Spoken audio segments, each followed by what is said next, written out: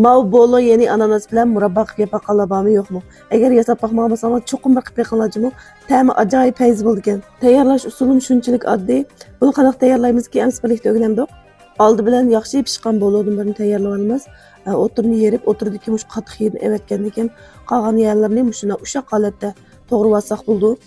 Buni to'g'rab olgandan keyin oldin qitimliq glas murabbasiga o'xshashlar 1 kilo bologa 500 gram şeker. Eğer bek tatlı yeyishni yoqmayman deb qolsanglar 400 gram qilsanglar bo'ladi. Mush holatda aralashtirib, şekerni yaxshi aralashtirib olgandan keyin binshani sovuq saqlaydigan yerga 1 soat qo'yib qo'ysanglar bo'ladi ekan.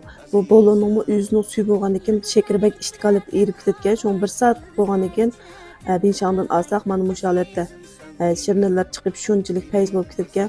Buni endi tayyorlab olgan shu quruq qazonimizga oz chaplashmas qazonimizga quyib olamiz. Qazonimizni quyib olgandan keyin o'tni normal o'tga echib, bir qator qaynatib olgandan keyin mush ustiga o'lgan kuyuklarni evitib, o'tni bo'sh holatga tanshab qo'ysak bo'ldi. Bo'sh o'tda 40 minut atrofida qaynatgandan keyin oldin qatimliq glas murabbasi 40 minut shunchalik yaxshi tayyor bo'lgan.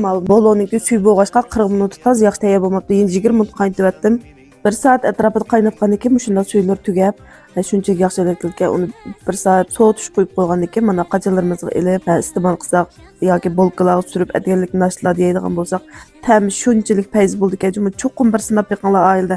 Atganligi nashtada nonlarga yoki bolkalarga ilib yeydigan bo'lsakmi, ta'mi degan shunchalik fayzi. Ochiq chuchuk bir xil ishtahani ochadi. O'rganib oldingizmi? Unda bo'lsa oilada cho'qim bir tayyorlab yiqingizmi?